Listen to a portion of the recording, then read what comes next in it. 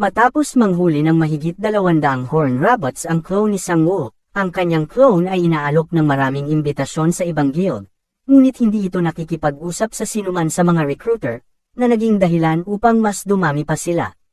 Pagkaraan ng ilang sandali, ang tunay na Sang-woo ay lihim na nagpakita at binigyan ng kanyang clone ng mas maraming bala upang manghuli ng mas marami pang horn rabbits, na naging dahilan upang mas dumami pa ang mga tao. Pagkatapos ay lumipat ang eksena kay Sang-woo sa gitna ng kanyang trabaho sa pagtuturo, na natutulala, iniisip kung gaano nakakagulat na kapakipakinabang ang mga clone. Napagtanto niya kung paano ang kanyang mga clone ay parang mga makina sa katotohanan na sila ay hindi nag-aatubili, at kung paano sila ay mayroong hindi makatao na konsentrasyon sa mga gawain nila. Ang kanyang mga iniisip ay nag-ambala ng kanyang estudyante, si Miss Hae-young. Tinanong siya kung ano ang iniisip ni Sang-woo, at gusto niyang marinig ang kwento ni Sang-woo na kamakailan lang ay naging hunter siya.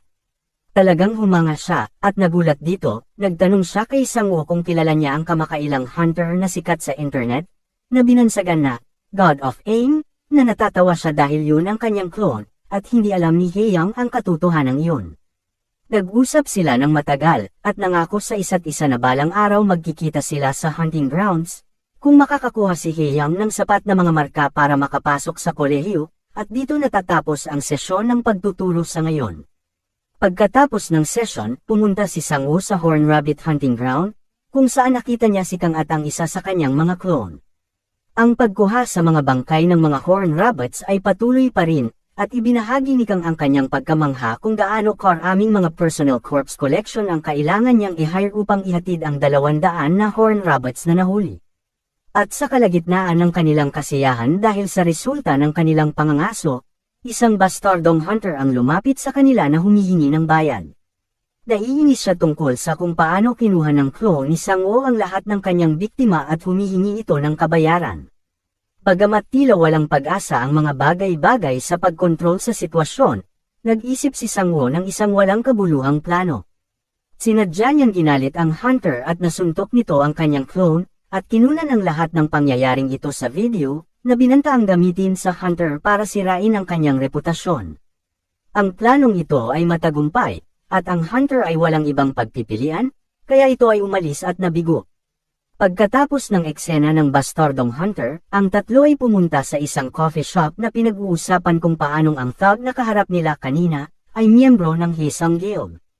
Tinalakay nila ito na malamang na ipinadala ng Haesung Guild ang isa sa kanilang mga hunter, para guluhin ang bagong miyembro sa guild ni Kang. Si Kang ay labis na nababagabag dito, humihingi ng paumanhin kay Sang-woo, ngunit hindi ito pinansin ni Sang-woo at matatag na naninindigan kay Kang, bubuo sila ng isang makabuluhang plano upang mas lumakas ng mabilis kaysa sa kanila. Kasama sa plano ang pagpunta sa Hunter Market, isang departmental store na mayroon lahat na kailangan ng mga hunter. Sa Hunter Market, bumili sila ng mga item tulad ng mga armor set para sa mga clone, at pati na mga armas, pero ang talagang pinunta nila dito ay ang familiar skill. Ang familiar skill, kapag ito'y ginamit, ito ay nagbibigay daan sa user na ibahagi ang kanyang mga pandama at paningin sa kanilang mga summon o di kaya alagang hayop.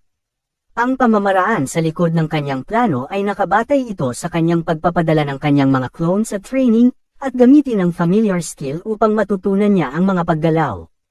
Nakuha ni Sang-woo ang familiar skill, at ipinadala na niya ang kanyang 2 clone para mag-training sa martial arts, at ang isa ay sa shooting practice.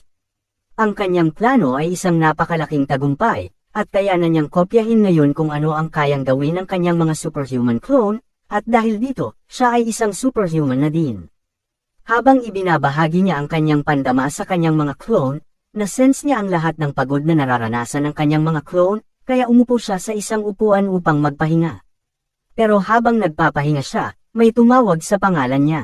Lumingon siya at nagulat nang makita ang kanyang estudyanteng si Hae-young, na naglalakad pa uwi mula sa paaralan. Nag-usap sila tungkol sa iba't ibang bagay, ngunit habang nag-uusap sila, ang bastardong hunter na lumapit sa kanya sa Horn Rabbit Hunting Grounds ay nakatingin sa kanila mula sa malayo kasama ang 2 pang bastardo, na nagbabalak na bumawi sa kanya. Kanina, habang ipinapaliwanag ng bastardong hunter sa kanyang mga kasama kung paano siya binlackmail ni Sang-woo, nagkataon na nakita nila si Sang-woo, kaya pinuntahan ng mga bastardo si Sang-woo at si Hae-young na may masamang hangarin. Pinagbantaan nila si Sang-woo at sinabi nila na burahin ang video na kinunan niya. Matapos nang hindi sumunod si Sang-woo sa mga bastardo, nagsimula silang gumawa ng gulo, at hinahamon si Sang-woo ng santukan. Gamit ang kanyang bagong kaalaman at pandaman na nakuha sa kanyang plano sa pamamagitan ng familiar skill, ipinakita niya ang isang mahusay na pakikipaglaban sa tatlong bastardo.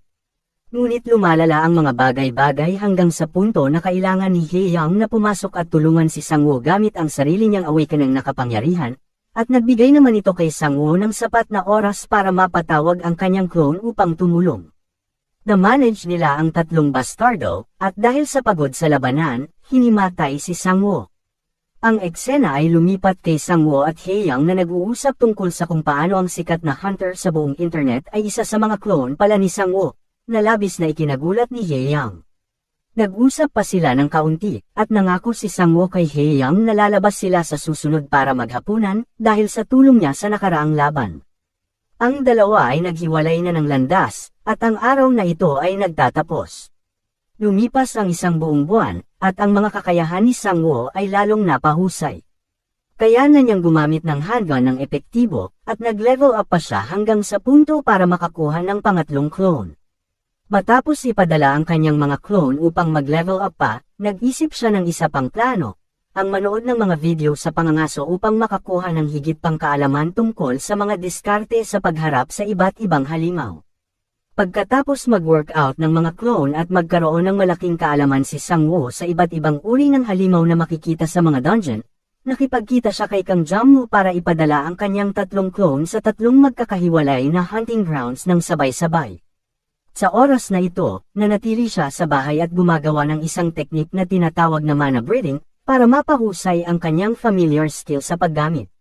Dahil dito, nakuha niya ang isang kasanayan na tinatawag na meditation skill, isang bagay na hindi niya inaakala.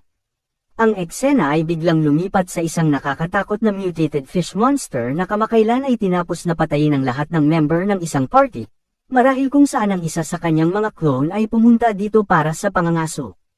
Tulad ng mga ito, kapag sinabi ko sa inyo guys ang bagay na ito ay nakakatakot, hindi ako nagbibiro. Maayos ang takbo ng pangangaso ng iba pang mga clone, at ginamit ni Sang-woo ang kanyang familiar skill at ang kanyang mga bagong kaalaman na nakuha niya sa panunood ng mga video sa pangangaso, upang epektibong makahuli ng mga mababang mga halimaw sa dungeon. Maayos ang takbo ng mga sitwasyon, hanggang sa napagtanto niyang hindi niya napupulot ang alinman sa mga bangkay ng halimaw na pinagpapatay ng kanyang mga clone. Kaya sa makatuwid, si Sang-woo ay naghahabol talaga sa pera. Inutusan niya ang kanyang mga clone na i-retrace ang kanilang mga bakas at kunin ang mga bangkay pabalik, pero ang isa sa kanyang mga clone ay nakatagpo ng isang grupo ng mga bangkay ng isda na hindi siya dito ang pumatay. Ito ay kakaiba dahil ang mga bangkay ay pinatay sa isang napakamanghamanghang paraan, isang bagay na hindi maaaring gawin ng regular na hunter. At pagkatapos ay may isang nakakatakot na nangyari, ang kanyang clone ay nagpapatuloy at nakakita ng isang naputol na braso ng tao, naganap na nagpabago sa buong kapaligiran. Habang pinoproseso ni Sang-woo ang nangyari, lumitaw ang fish monster at pinatay ang kanyang clone, nawala ang paglink ng familiar skill, at nagresulta ito sa pagdama ni Sang-woo sa sakit. Natigilan siya, galit na galit niyang inutusan ang lahat ng kanyang mga clone na pumunta sa fish monster hunting grounds para harapin ang mutated fish monster na ito. Ang fish monster ay tinatawag na fishman, at wala dapat ang halimaw na ito sa mababang level ng dungeon. Ito ay isang banta na may D-rank class, isang bagay na kahit isang buong partido ng E-rank class hunter ay hindi kayang hulihin ito. Agad na pumunta si Kang upang tawagan ang mga autoridad upang ipasara ang hunting grounds. Ngunit ipinadala ni Sang-woo ang kanyang mga clone upang labanan ito, sila'y nag-aalala na hindi nila kayang umupo lamang at maghintay na ito ay pumatay ng mas maraming tao. Ang mga clone ay pumunta na sa dungeon kasama si Sang-woo na minamanage ang lahat gamit ang kanyang familiar skill. Natagpuan nila ang fishman na kumakain ng mga patay na bangkay, at ito ay nagbibigay sa kanila ng pagkakataong gumawa ng pag-atake. Tiwala si Sang-woo na mapapatay ito ng kanyang mga clone ng sabay-sabay, at inutusan ang kanyang mga clone na barilin ito, ngunit tumalbog lamang ang mga bala mula sa halimaw, na nagawang mainis lamang nila ito.